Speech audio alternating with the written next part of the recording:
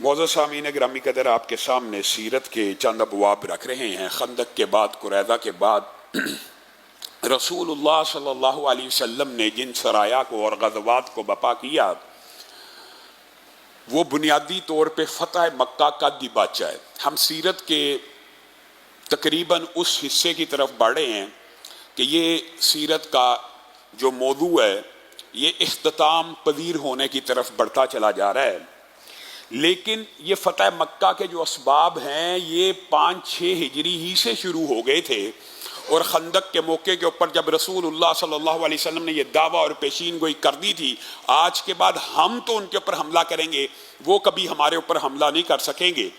تو رسول اللہ صلی اللہ علیہ وسلم نے اس حکمت عملی کو عملی جامہ پہنانے کے لیے مختلف لشکروں کو، مختلف دستوں کو مختلف اطراف میں روانہ بھی کیا۔ ان میں سے بعض اوقات رسول اللہ صلی اللہ علیہ وسلم نے ٹارگیٹڈ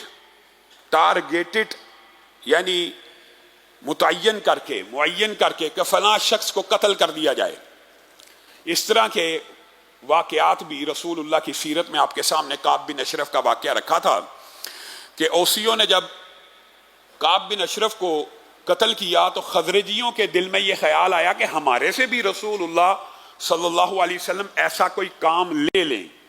تو اب خندق کے بعد یہ موقع بن چکا تھا کہ ابو رافع یہودی نے جس طرح مسلمانوں کے خلاف سازشیں کی اور کفار مکہ کو اکٹھا کیا اور رسول اللہ کے خلاف اکٹھا کیا اور رسول اللہ صلی اللہ علیہ وسلم کے اوپر سب و شتم کیا، طعن و تشنیع کیا، تو خزرجیوں نے آگے بڑھ کر رسول اللہ کو کہا کہ آپ نے اوسیوں کو یہ شرف بخشا تھا کہ کعب بن اشرف کو قتل کریں ٹارگیٹڈ، ہم آپ سے یہ درخواست کرتے ہیں کہ ہمیں بھی یہ شرف بخشا جائے، خزرجیوں کو بھی یہ شرف بخشا جائے کہ ہم ابو رافع یہودی کو قتل کرنا چاہتے ہیں۔ تو رسول اللہ صلی اللہ علیہ وسلم نے ان کی ڈیمانڈ کے اوپر، یہاں پہ خیر یہ فقہ کا ایک طویل باب ہے کہ رسول اللہ صلی اللہ علیہ وسلم نے ٹارگیٹڈ ہمیشہ اس بندے کو قتل کروایا جس کے اندر یہ عیب ضرور موجود تھا۔ وہ عیب کیا تھا؟ توہین رسالت کا۔ جس میں توہین رسالت کا عیب موجود تھا، رسول اللہ صلی اللہ علیہ وسلم نے بعض لوگوں کو معاف کیا، آپ کر سکتے تھے، لیکن جن کو ٹارگیٹڈ قتل کروایا ان میں یہ عیب 99% ان اقدامات میں ان میں یہ عیب موجود تھا۔ ابو رافع بھی اس قسم کا خبیث آدمی تھا۔ تو رسول اللہ صلی اللہ علیہ وسلم نے 5 خزرجیوں کا دستہ تیار کیا اور عبداللہ ابن عتیق کو رہتی دنیا تک ان کے اوپر سلامتی ہو، اللہ تعالیٰ ان کی قبر کو رحمتوں سے بھر دے۔ آج بھی عبداللہ ابن عتیق کا نام آتا ہے، حرمت رسول پہ کٹنے والے، ان کے دل میں ایک ولولہ تازہ پیدا ہو جاتا ہے۔ عبداللہ ابن عتیق نے کہا رسول اللہ صلی اللہ علیہ وسلم نے ان کو اس 5 رکنی دستے کا امیر مقرر کیا۔ اب دیکھیے ابو رافع یہودی ایک بڑے قلعے کا مالک، ٹارگیٹڈ کاروائی تھی مانتے ہیں، لیکن دستہ کتنے بندوں پہ مشتمل ہے؟ 5 بندوں، اور ان کے امیر کون ہے؟ عبداللہ ابن عتیق ہیں۔ اور عبداللہ ابن عتیق دیکھیں الحمدللہ وہ 5 کے 5 اس اعزاز میں شامل ہیں، لیکن وہ یہ چاہتے تھے کہ ان 5 میں سے بھی اگر قتل کا کریڈٹ ملے تو مجھے ملے۔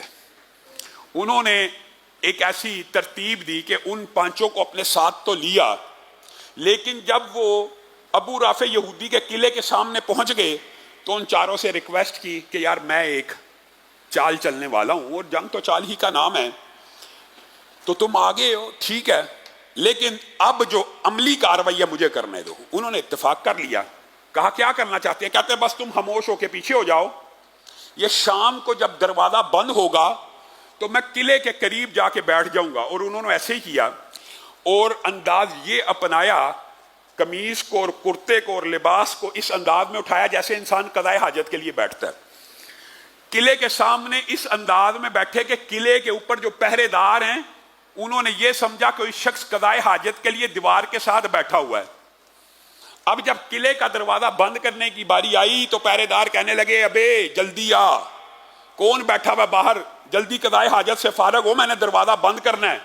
تو اس وقت یہ انہوں نے تدبیر کی، انہوں نے ایسے ظاہر کیا جیسے میں قلعے کے اندر کا شخص ہوں، اور ابھی قلعے میں داخل ہونے سے پہلے قضائے حاجت کی مجھے ضرورت اور احتیاج پڑ گئی، میں باہر آ کے بیٹھ گیا۔ اب وہ جب باہر بیٹھے پہرے دار نے کہا جلدی اندر آئیے، تو عبداللہ ابن عتیق بھی قلعے کے اندر داخل ہو گئے اور دیکھنے لگے پہرے دار چابیاں کہاں پہ رکھتا ہے، اور خاموشی سے کپڑا اوڑھ کر اس کے تعاقب میں لگے رہے۔ دیکھا اس نے ایک جگہ کے اوپر چابیوں کو لٹکا دیا ہے۔ جب وہ سارے پہرے دار مطمئن ہو گئے کہ قلعے کے دروازے بند ہو چکے ہیں اور تمام ڈیوٹیز سر انجام پا چکی ہیں، اب یہ قلعہ محفوظ ہو گیا ہے، وہ بھی ریسٹ کرنے کے لیے نکل گیا، تو عبداللہ ابن عتیق چپکے سے اس چابی کو اٹھاتے ہیں اور اس کے اندر پورا گچھا تھا چابیوں کا، ہر قلعے کے کمرے کا اوپر نشانی کہ فلاں فلاں۔ خیر انہوں نے اندازہ لگایا کہ ابو رافع یہودی اس کے کس مقام پہ ہوگا، اس مقام کو ٹارگیٹڈ کرتے ہوئے، اس کی انفارمیشن کو اپنے ذہن میں متعین کرتے ہوئے اور اس کی معلومات لیتے ہوئے ایک دروازہ کھولتے، جس دروازے کو کھولتے اس دروازے کو پیچھے سے لاک کر دیتے۔ یہ فدائیان ختم نبوت اور فدائیان حرمت رسول کا طرز عمل ہے۔ خود دروازہ کھولا ہے، اندر داخل ہو گیا، پیچھے سے لاک کر دیا ہے۔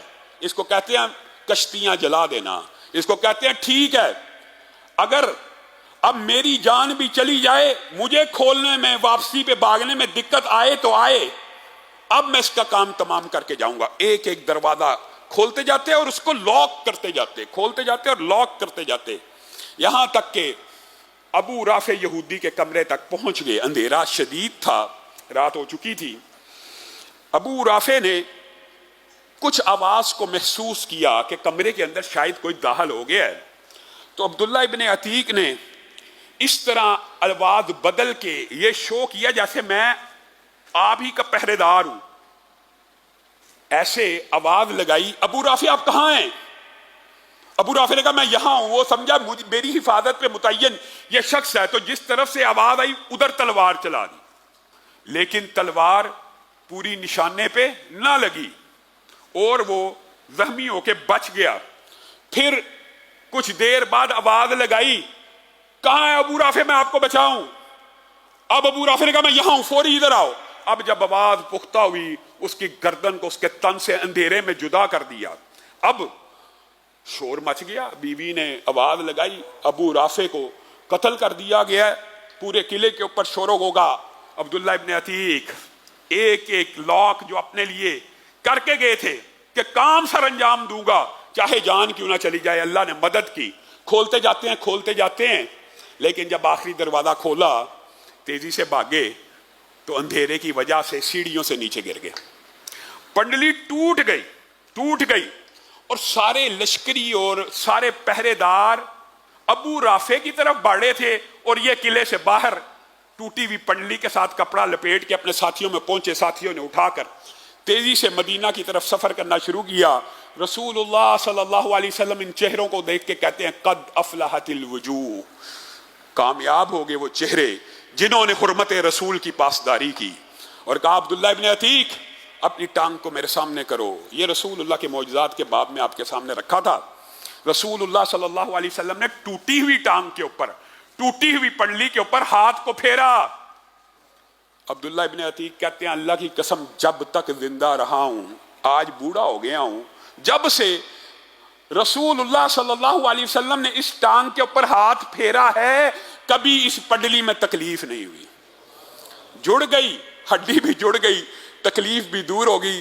رسول اللہ نے خوشخبری اور بشارتیں بھی سنا دی، اور حضرجیوں نے اس بات کو سیلیبریٹ کیا کہ اگر اوسیوں کے پاس کعب بن اشرف کے قتل کا اعزاز ہے تو حضرجیوں کے پاس ابو رافع یہودی کے، ہم نے رسول اللہ کے کلیجے کو ٹھنڈا کیا اور رسول اللہ نے ہمارے بارے میں یہ کہا تھا قد افلحت الوجوہ، چہرے کامیاب ہو گئے۔ یہ صحابہ کی رسول اللہ صلی اللہ علیہ وسلم سے محبت تھی، اور یہ محبت کا ایک نظارہ نہیں ہے، صحابہ تو رسول اللہ سے جیسی محبت کیا کرتے تھے، آگے آنے والے واقعات میں آپ سن کے حیران رہ جائیں گے۔ اللہ کی قسم یہ کیسے بندے تھے، یہ کیسے جانثار تھے، یہ کیسے شمع رسالت کے پروانے تھے کہ اپنے لیڈر کے وضو کا پانی زمین پہ نہیں تھے گرنے دیتے، زمین پہ نہیں تھے دیتے، حتیٰ کہ رسول اللہ صلی اللہ علیہ وسلم بے اختیاری سے کبھی تھوک پھینک دیتے تو کوئی نہ کوئی صحابی آگے بڑھ کر ہاتھ سامنے کر دیتا کہ رسول اللہ کا لعاب بھی گرے تو میرے ہاتھ پہ گرے، اور وہ اپنے چہرے کے اوپر، اپنے جسموں کے اوپر مل لیا کرتے تھے۔ یہ رسول اللہ